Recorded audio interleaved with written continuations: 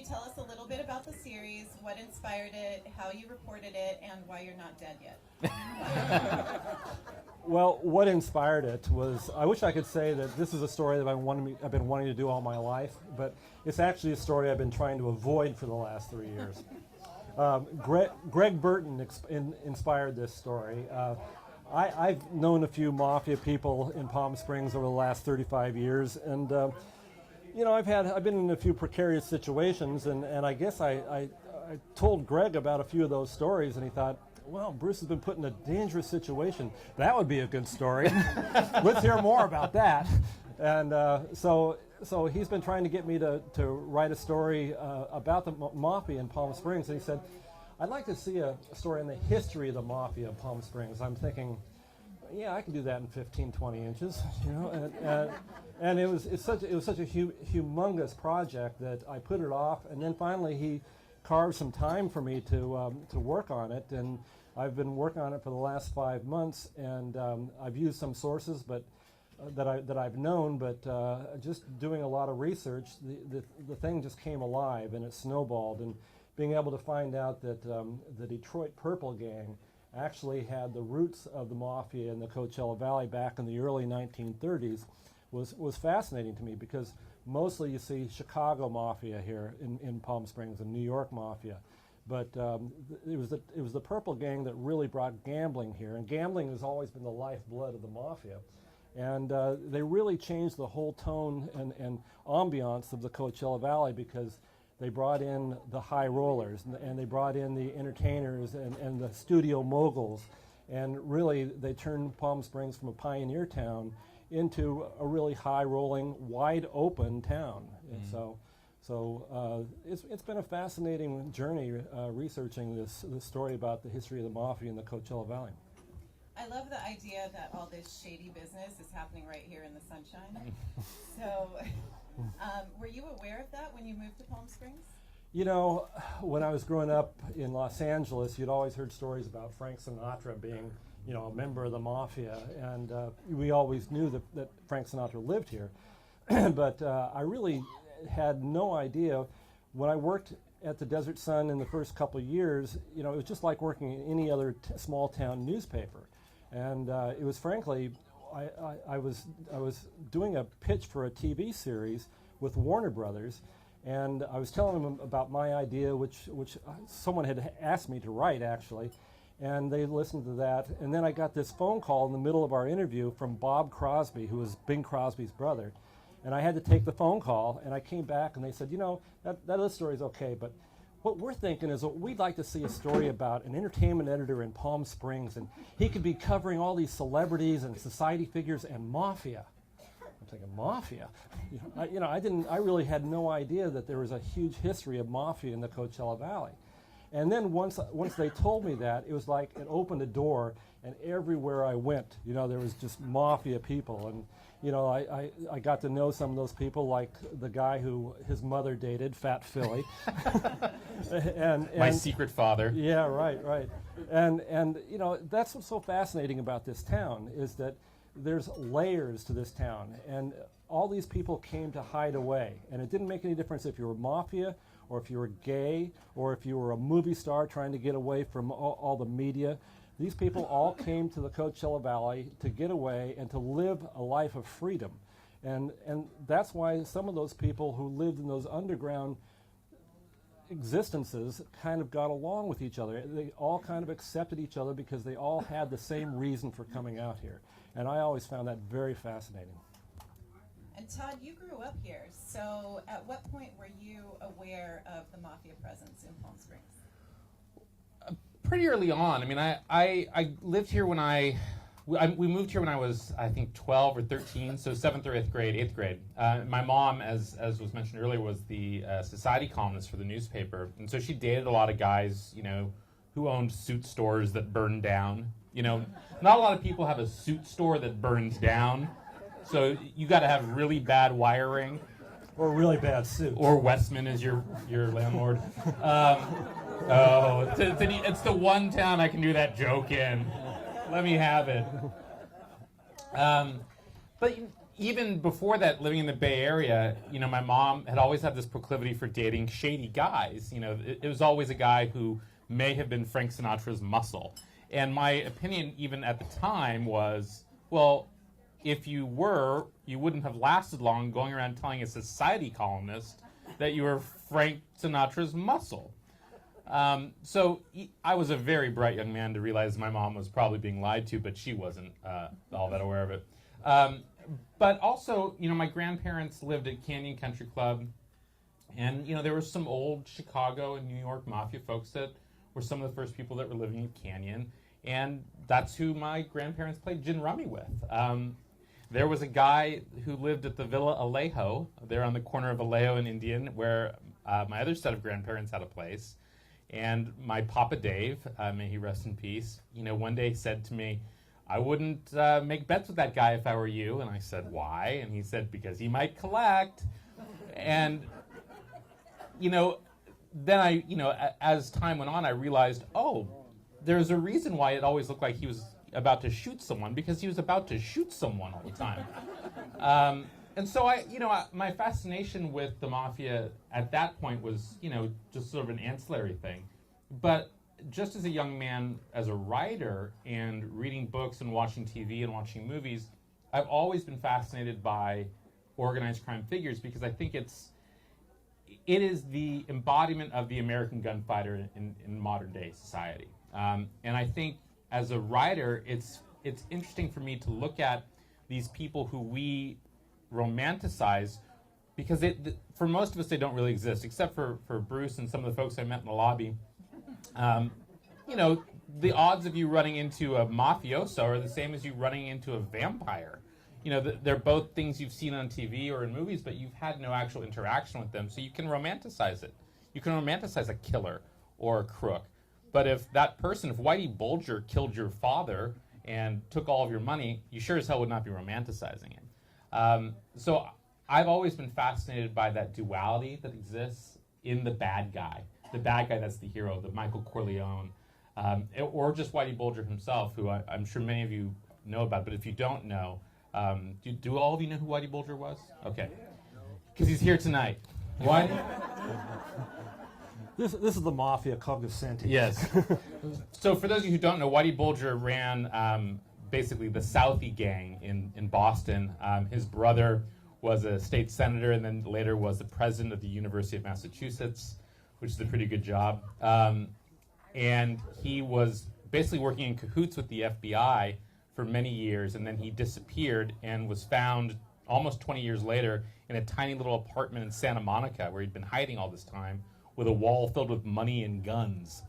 And he was brought back to Boston, 2 years ago, and they finally tried him for all the murders, and he was found guilty because it turns out he'd done it.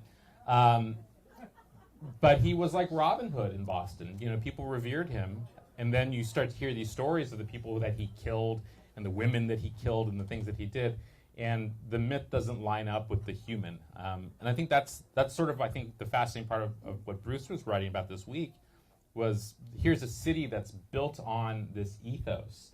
And even this place we're in right now, the Rat Pack vibe, you get underneath that vibe a little bit, and what you're dealing with is sociopaths, And I think that's an interesting thing that as people we need to examine. Not tonight, because we have this wonderful tiramisu to eat, but it's one of those things that's always compelled me. Let me just add one more thing to that, because the thing is that the people who bragged about being part of the mafia were not part of the mafia. No. I just yesterday, someone called me up, and someone I sit next to actually tweeted about this, and she said that she dated Frank Buccieri, and she said that when Frank Buccieri introduced her, she said, "What do you do?" He said, "I'm a hitman."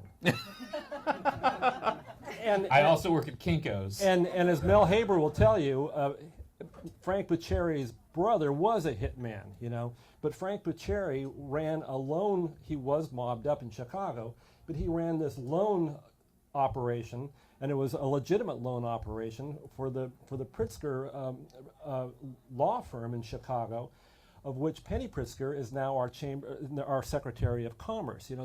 so many of these people who are mobbed up, I'm not saying Penny Prisker is mobbed up, to get that on the record. but they have become integrated into our society today, you know. And so who's to say if they're mafia or if they're not with mafia? But you know, it's just you can't tell who is with mafia anymore. Well, I do think that's one of the fascinating things is this idea of humanity among people who commit these horrific acts of violence. And that's what made your series so compelling, Bruce, is that these were people who were doing a job, and this is, you know, it was normal. And that's also what your book is about, Todd. Can you tell people a little bit about Gangsterland and what? Yeah, so Gangsterland, thank you, Maggie. That's a wonderful question.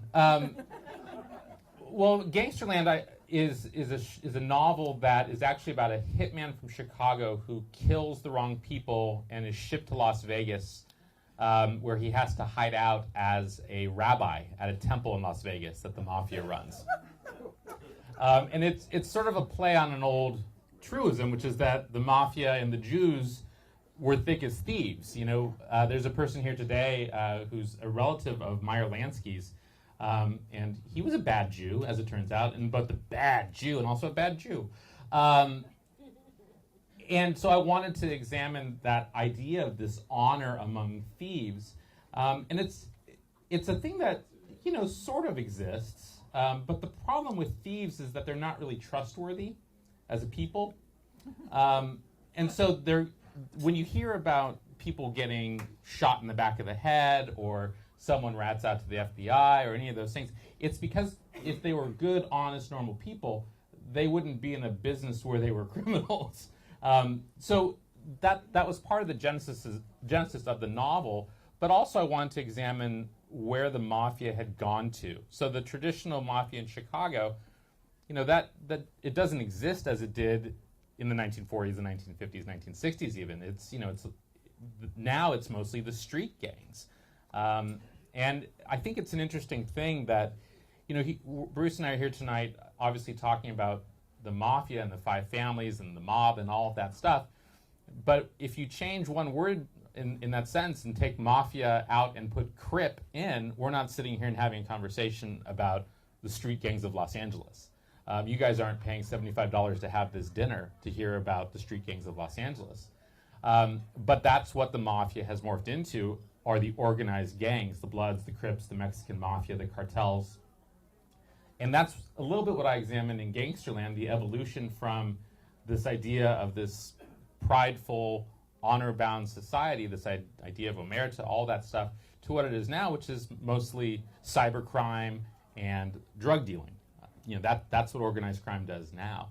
And so those are some of the things that I wanted to look at while still dealing with this idea of how organized criminals keep their livings. And the answer is you got to actually be pretty good at business. You know, you have to have a structure. You have to have management.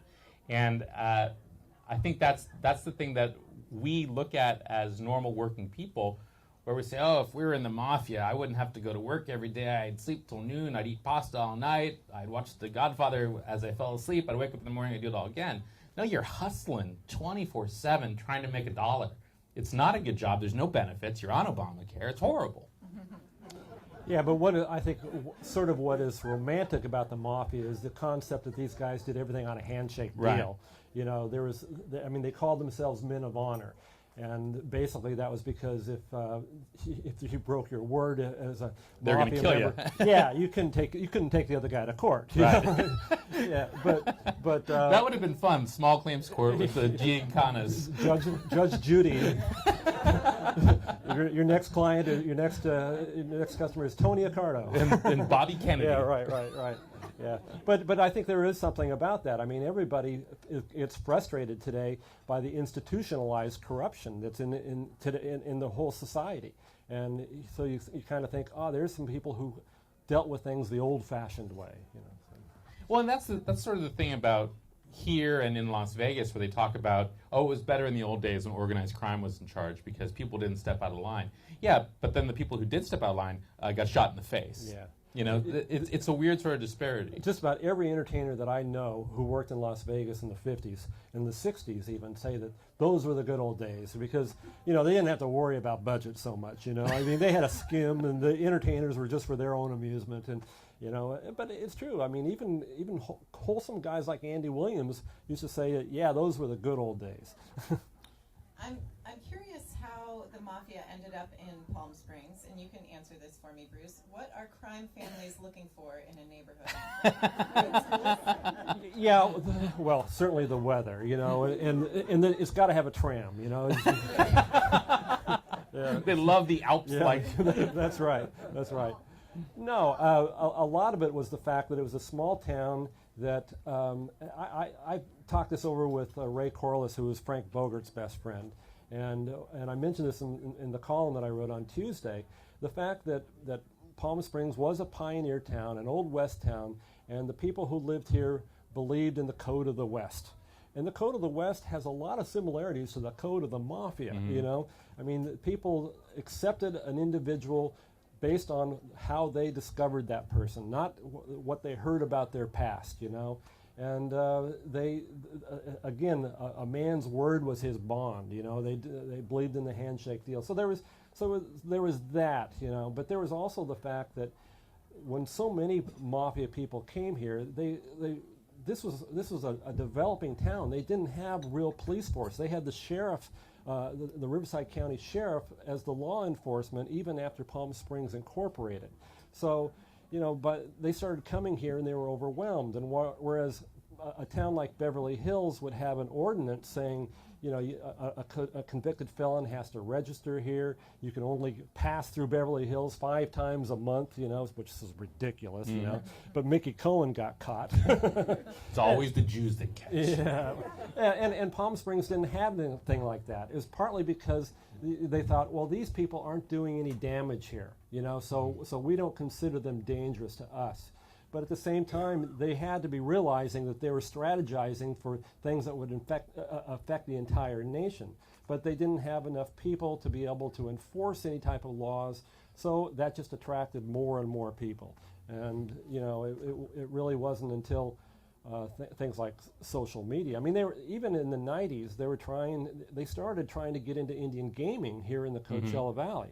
You know, it was not really until this place just got very, very big, and there was I think the media had a lot to do with making sure that they were not going to be able to just hide out here, and a lot of them just died off too, and didn't want their kids to be getting into the business. So, right. you know, those were all factors. Well, and the other thing, though, also sort of historically, there's been these cities that have been sort of sanctuary cities for organized crime. Where they go and they vacation. I mean, just sort of a good current example for those of you who aren't aware, Fallbrook, California, and Temecula and Menifee are essentially the winter home of the white supremacist gangs.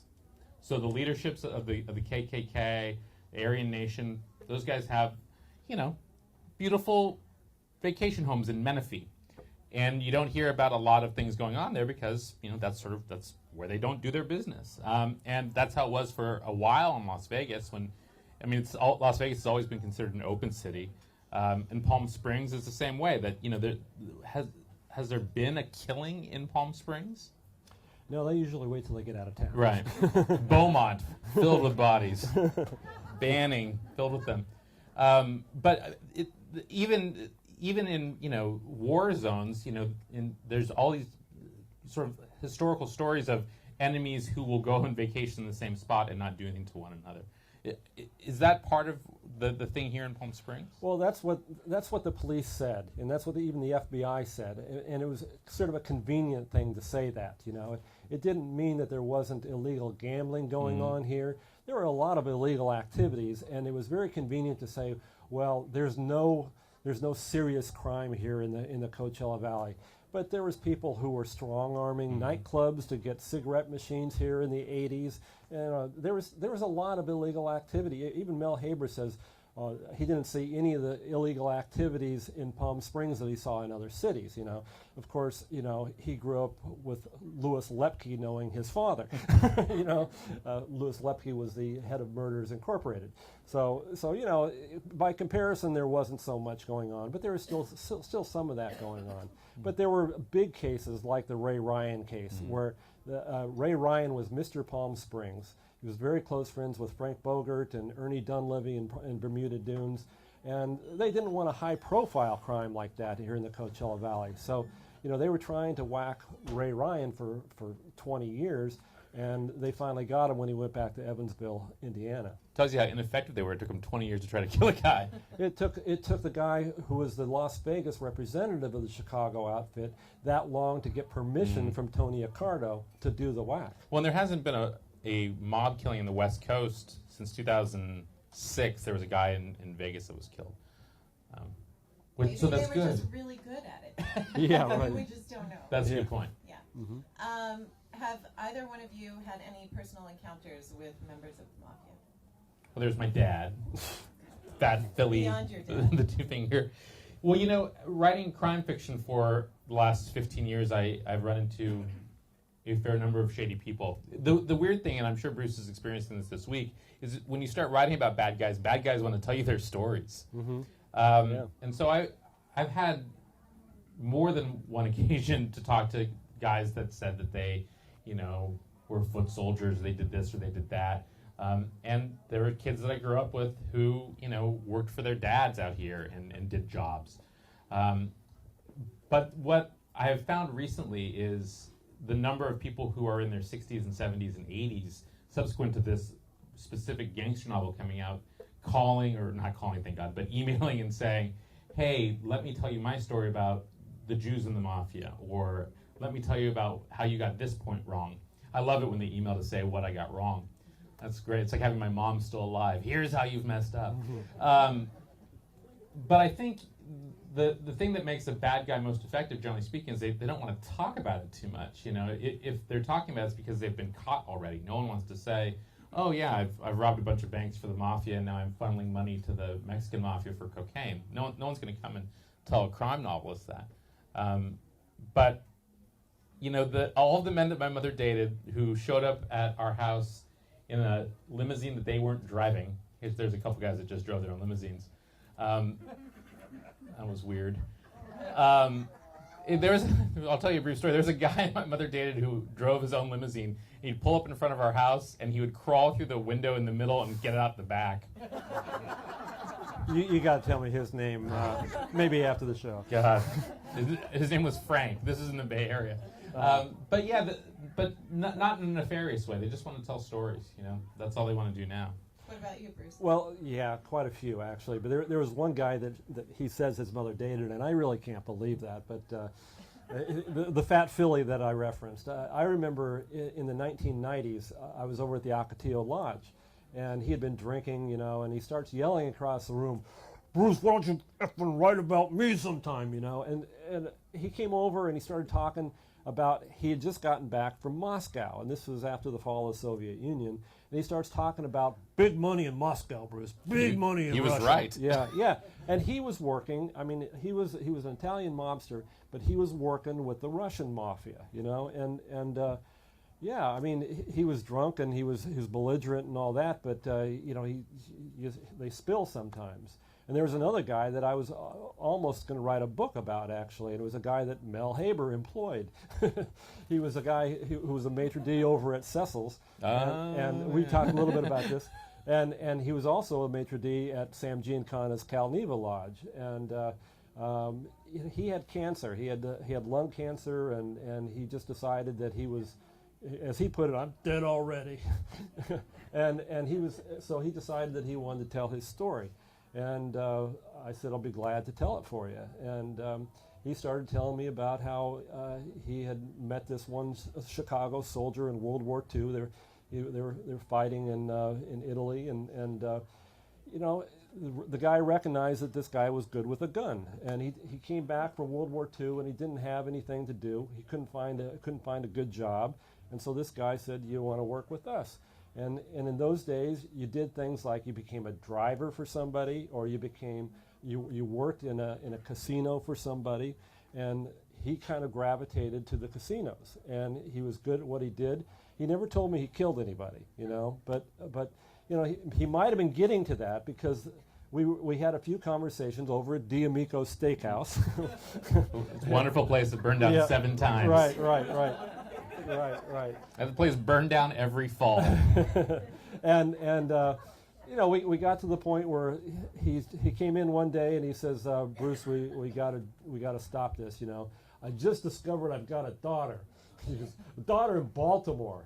Of all places. Yeah, right. And so he basically just packed up, and he realized that he couldn't tell his story because his daughter was going to be in jeopardy, and he moved back to Baltimore, and we never heard from him again. I know that Mel Haber never heard from him again. So, And then here he is tonight. Yeah. But what you're sort of describing, Bruce, about this guy coming back from war, I mean, it's also, and being recognized as being good with a gun, it's sort of the classic story of noir fiction, of the gangster myth, where someone comes back, Michael Corleone comes back from fighting in the war, and he's a different person. He can use a gun, and his father can use him. Or any of the Western gunfighters who have fought for their small towns. When you look at the history of film and television and books, typically these people that are the bad guys, or even the heroes, are these people that have come back from some sort of really weird, violent experience. Even a book like The Great Gatsby. Has anyone ever seen the original Great Gatsby movie? Yeah. Oh, well, the first one, in 1930s, or 40s rather, where he's a Tommy gun toting gangster. Yeah. The Great Gatsby is a story of a con man. Yeah. It's a story of a bootlegger. Hope you enjoyed yourself. Good. Perfect. Even better. But she's now returning them. Smart ass. I didn't like that guy. But what you're talking about, it almost sounds like it's stolen from a movie, because it is something that Raymond Chandler wrote about his heroes, or about the bad guys in his books, or Dashiell Hammett. The Continental Op in Red Harvest goes and cleans up a town, and he's learned how to be a bad guy from being in war. So it's sort of a fascinating thing about the line between fact and fiction, and where these people who are telling these stories line up with what we've made up about them. Mm-hmm. Well, that brings up an interesting point, and I was thinking about this with one of the photos that ran with your article, Bruce. It was a couple of guys with James Gandolfini, who played Tony Soprano on The Sopranos. Yeah. And it made me wonder how often the real-life gangsters are trying to emulate the people that they see in TVs and movies. Mm-hmm. So maybe, Todd, you can speak to that, Bruce? Well, I think now the 19 or 20-year-old who wants to be a gangster, they're picking up from television.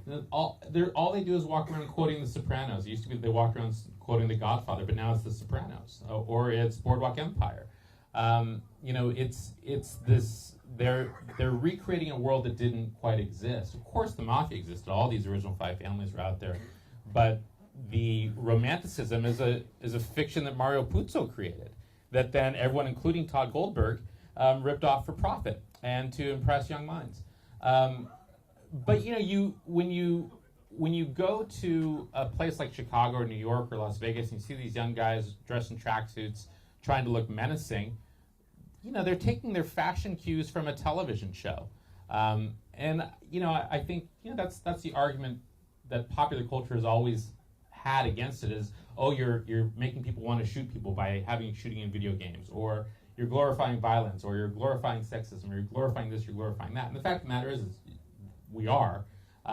It's just that most people aren't sociopaths in deciding that what screenwriters and novelists are creating is the way to go live their life. They're empathizing with the wrong guy. So I think I think culture assimilates what we put out there into entertainment, and I think these young kids that are in the Russian mob or the street gangs, they're emulating the movies. They're emulating what they've seen. I think that was really true back in the glory days of the gangster movies with Little Caesar and 20th Century and things like that, Public Enemy. But Robert De Niro and Martin Scorsese grew up in Little Italy. Mm-hmm. You know, they were telling stories that they encountered through their childhood and even after that. And Tony Pernesti grew up in Little Italy and was friends with Robert De Niro. And Tony Pernesti, you guys know who Tony Pernesti is? He ran Tony's Pasta Mia, and he had Delmonico's restaurant. He's been around here for a long time, and he had this big picture of the Sopranos on the wall of his restaurant, you know. And he's a gruff kind of guy, and he's no babe in arms, you know. I wonder how innocent he is, actually. But he said that he had to join the Air Force at age 17 to be able to avoid going into the mafia with so many other people in his neighborhood. So I had to get a job at Tower Records for the same you were reason. grifting. Yeah. I know what you were doing, but yeah, and even the Godfather novel. I mean, people who know the real stories, that novel and that movie just took real stories and mixed them all together. You know, there's people like Larry Spellman, who I interviewed, who recognizes who those guys really were. You know, so. You know, in the 70s there was a new era of realism in film, and those were taken from real life experiences. And of course, we can't talk about the mafia in Palm Springs without mentioning Frank Sinatra. One of my favorite streets. Doobie doobie doo. Right. Bruce, do you think Frank Sinatra was a member of the mafia? I think he was fascinated by the mafia, and he was fascinated by people of power altogether, and he certainly had a lot of encounters with people in the mafia. You know, in my interviews, I talked to the head of the FBI around here, who said that he didn't believe he was a member of the mafia. He associated with mafia members. There was a wiretap in Chicago where they encountered somebody who was saying that if you want to get the Sam Giancana, you go through Sinatra. And this other guy was caught on tape saying, that's just not right. You know, Frank Sinatra's a civilian. You don't have a civilian go to one of us, you know. So I don't believe he was a member of the mafia. He was a guy who was fascinated with power. And one of my favorite stories about Frank Sinatra was when Nikita Khrushchev came to the United States in Los Angeles in about 1960. They held a big dinner for him. This is right after, you know, the kitchen debate with Nixon, you know, and he was certainly at the forefront of the Cuban Missile Crisis. He was evil incarnate, and Frank Sinatra wanted to take him to Disneyland. You know, the Secret Service, he wanted to go to Disneyland, and the Secret Service said, no, we can't protect you. You're too hated. We can't risk having you assassinated in the United States. Frank Sinatra says, I'll take him to Disneyland. and he thought that he had enough clout, you know, with the guys that he knew, that he could protect this guy. And so he was. There was a saying that Keely Smith told me, but it was something that was very popular. They said that Frank Sinatra was the guy who wanted to be king. Dean Martin knew he was king. Well, I think the other side is the fact is he didn't need to be. You know, he was a multi-millionaire performer who cultivated a world of people around him that gave him an image that helped him make more money. He wasn't out there robbing cigarette trucks, you know, and he wasn't a crime boss. You know, he was a performer. So maybe he had to give people money. There's a rich history of that. I mean, how many of you saw what's it called? That's really descriptive. How many of you saw what's it called? The Jersey Boys, is that what it's called? Yeah. So, you know, the nexus between entertainment and organized crime, at least in the 1940s, 1950s in the East Coast, you know, if you wanted to play a venue, you had to pay off the right people a lot of times. Or if you wanted to get on the stage in Vegas for a month, you had to pay off the right people. So if you're doing business with those people, that doesn't make you in the mafia. So he wasn't ordering hits. He wasn't bankrolling operations, I don't believe. He was a singer. And at the end of the day, he's still a singer. You know, I think bad guys are singers. He also was an entrepreneur. Right. He liked to control everything that he was involved with. You know, he Now, Andy Rooney was in the mob. Not a lot of people know that story, Bruce. You should tell that one. No, I want to hear you tell that one. Oh, Shatner also. Shatner was in the mob. No, those are all lies Bruce told me. Todd, can you tell your Frank Sinatra story? Yeah, so I actually have a singular Frank Sinatra story, and it took place right here. I was 17 years old, and I looked like I was in a goth band. And my mother at the time, as I said, was a society columnist for the newspaper. And she called me. It was a Tuesday night, and she said, "Get your ass down to Melvin's. Put on a tuxedo." And I happened to be a 17-year-old with a tuxedo, which is weird. It's like I was working the door somewhere. And I was like, "Oh, Mom, I don't want to go. I want to watch Letterman." And she's like, "Get your goddamn ass in a tuxedo and get down to Melvin's." So I get here and I pull up to right there in my cream-colored Nissan Sentra, bumping rap music, looking like an idiot. And I walk in, and I'm sure it must have been Brian right there at the front. And I said, "I'm looking for my mother, Jan Curran." And he said, "Oh, she's right there in the back," and took in a little back room. I sat down, and I'm like, "What's going on?" And my mom said, "Don't say a word. Just sit here." I said, "Okay." I sat there. And Frank Sinatra walked out, picked up a microphone, and sang for an hour and a half. And I was like, "Oh my God, this is Frank Sinatra." And even then, when you all remember what it was like to be young and stupid, right? Remember how you thought you knew everything, and then you had that moment where you realized you knew nothing? That was just you, Todd. That was me up until about 5 minutes ago. So I ate the tiramisu. Sitting here, watching Frank Sinatra, that was the first time I realized I didn't know anything about the world. Because here was a guy that in my mind was a street I drove on probably, who was the embodiment of glamour and of Hollywood and of sheer magnetism and talent. And he was 5 feet away from me. And even as a dumb punk 17-year-old, I could appreciate it. And my mom was smart enough to say, "Get your ass out of bed and come down here and see it." It was remarkable. It was like seeing history. One of those moments where even as it was happening, it felt like a dream. If you understand what I mean, it was great. It's one of those things that when I walk into this place, I can't believe that I was in the same room where Frank Sinatra was, and it was right, down there. Bruce, did you ever have any experiences with Frank Sinatra? Yeah. I got to see the good side of Frank, and I got to see the bad side of Frank. One of my favorite Frank Sinatra stories, when he didn't talk to the press. Everybody knows he would not talk to the media, and the only real interview that I did with Frank was by fax.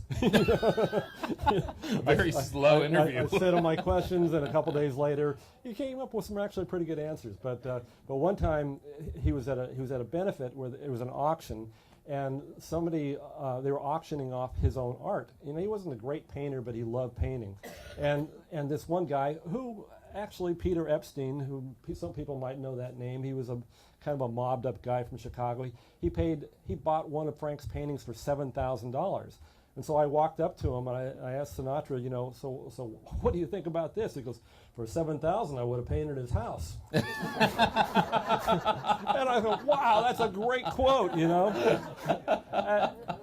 And then another time I was over at the compound. I was interviewing Barbara. And Sinatra walks up, and Barbara hadn't told him that she was inviting a member of the press over to his house. And so you could just feel the negative energy, you just like, and I was standing about 2 feet from Barbara, and he walks in between us, and he has his back to me. He goes, "What the hell's going on here?" "Well, Frank, we're doing this story. It's for the raise money for the children, for the Barbara Sinatra, Don't you think you could have told me first?" Nothing more embarrassing Jesus than Christ. seeing spouses fight. Oh my God! And she explained that it was for a good cause, and he walked away. He never said a word to me. Never acknowledged that I was even there. So that was sort of the bad side. I mean, he didn't bite me or anything, but Was he a known biter? I don't know. Are there people here who have been bitten by Frank Sinatra? I got to tell one other story though of how he reacted to the Desert Sun, because I was out here on a spring break in 1977, and the Desert Sun covered his mother's funeral. And there was a reporter who I wound up working with a couple of years later, who covered the funeral and said that Frank Sinatra came with his Sicilian guard. And how that got into the paper, I don't know. But I was here at spring break, and there was a quarter-page retraction on the front page. I mean, it was just I've never seen a retraction. And you know, he was going to sue this newspaper, and he was going to own this newspaper. And Ted Grover was just groveling. The publisher at the time was just groveling, and he, you know, it was okay. And then I came here in '79, and one of the first jobs that every reporter had to do was write these stories that would help raise money for this charity that the Desert Sun was involved with up in Garner Valley to sending kids to camp. And I really hated being involved in this story, you know. And I just what a warm, empathetic man you are, Bruce. You know, it was so. We'll edit that out of the video and post. Well, it was just so contrived, you know. And so I waited a long time, just kind of like I did with this mob story. But I finally started doing it, and the donations started coming in $5 and $10.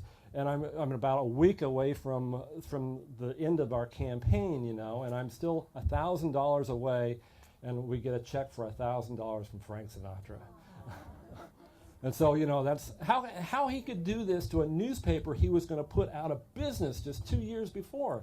But that's the complexity of Frank Sinatra. Or he had a good publicist. No, it had nothing to do with it. You mentioned something on Facebook, Bruce, about a Jimi Hendrix story. Oh yeah, well, this is my favorite mob story, and I have not. I was looking into how the tour business managed to get around being so mobbed up, because all the casinos were mobbed up, all the nightclubs were mobbed up, and I had a conversation with Jerry Weintraub about this, because he was, anyway, it started at Tamara's Country Club by a couple of residents at Tamara's Country Club, Frank Sinatra and Danny Kaye. Danny Kaye owned this radio station in Seattle with a guy named Lester Smith. And he talked to Frank Sinatra and said, you want to invest in this? And like I said, Frank Sinatra liked to be in control of everything that he did. He owned casinos, he owned movie production companies, music production company. So he said, yeah, and he buys this. He buys a share of this company, and with this company, they started Concerts West. Concerts West became the largest concert touring company in the United States. But before that happened, Frank Sinatra never visited the radio station until one day he flew up there, and he gets out, and everybody at the radio station was all nervous because Frank Sinatra's coming. Frank Sinatra's coming. And he starts walking out of the airplane, and it's raining. And he goes, F this.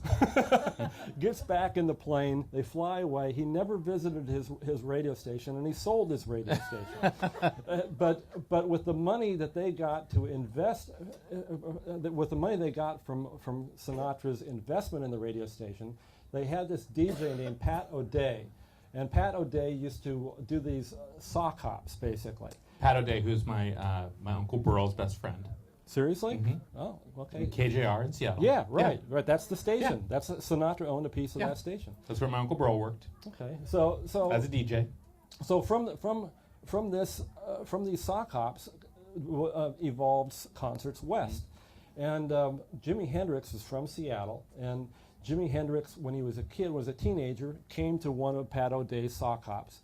By 1969, he was this huge artist, and they decided to do this world national concert. And they decided that they were going, when they went to the East Coast, it wouldn't be good to have the name Concerts West. So they created a version of their company called Concerts East. And so they're looking around for a venue in New York, and while they were looking around, there was this nightclub owner named Phil Basile. He owned this nightclub in Long Island, and he was as mobbed up as they come. You know, he was a made man. And he decides, well, you realize that this is my territory, because you don't come into my territory. And he said, you know, I'll let you put this concert on, but you only get a small piece of the action because this is my territory. So people from Concerts West told Pat O'Day about this, and Pat O'Day organizes a meeting with Phil Basile. And he puts on this act, you know, and he says, you know, I understand that you're telling me that you're going to take control of Concerts East. Well, I'd like to hear more about this. So the guy tells him, yeah, I'm going to take control of Concerts East, and I'm going to let you put on your concert for my company.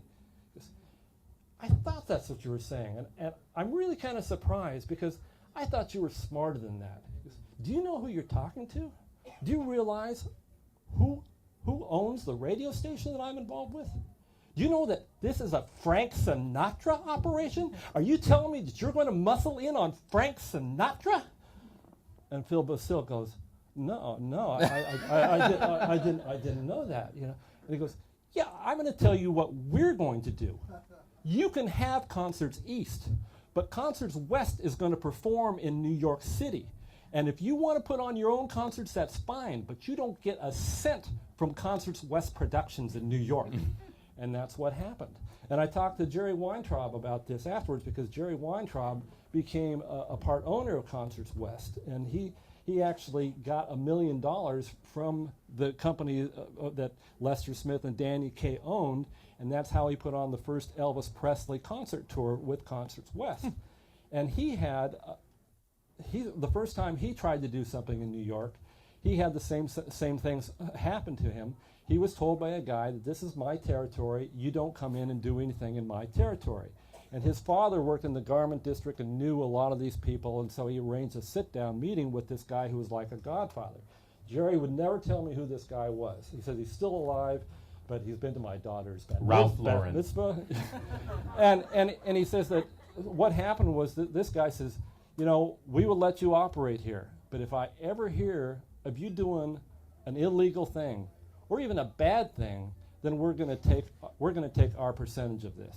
And Jerry Weintraub has remained friends with this guy, and he says, that's what's kept me on the straight and narrow all these years. I don't know if that's really true or not, but it's in, it sounds like bullshit. It's in his book. It's in his book. And he says the guy is still alive, so he won't tell me who it is. Well, and the thing is about like the concert business is that they aren't in that business anymore. They moved out of the concerts into strip clubs. I think that's where that started, actually. That's what's fascinating about, that's why that's my favorite story, because I think that's the difference between why the arena rock concert industry has been more or less clean of mafia association, whereas all the casinos were so mobbed up. I think that's why, that's a fascinating story, in my opinion. Well, I have one last question, and then I think we should see if anyone here has any questions. Do you think the mafia is still active in the desert? I think they come here to vacation. Are they in this room? Are they do they think that question is funny? I think if you want to look at organized crime now, you don't have to look at the typical Italian mafia. That's the cliche. Organized crime is the Russians, it's the Chinese, it is the Mexican mafias, the cartels, all of those folks. So it's not going to be as blatant and in your face as it is, or as it was. I think they are not operating at a high level. I think they come here to vacation just as they go to Boca and to Billings, Montana. Where you see them getting involved with stuff, where my research has shown, is in Indian gaming. That's a tiny amount. It's in the drugs. But again, not a significant amount because the Mexican mafia handles all of that.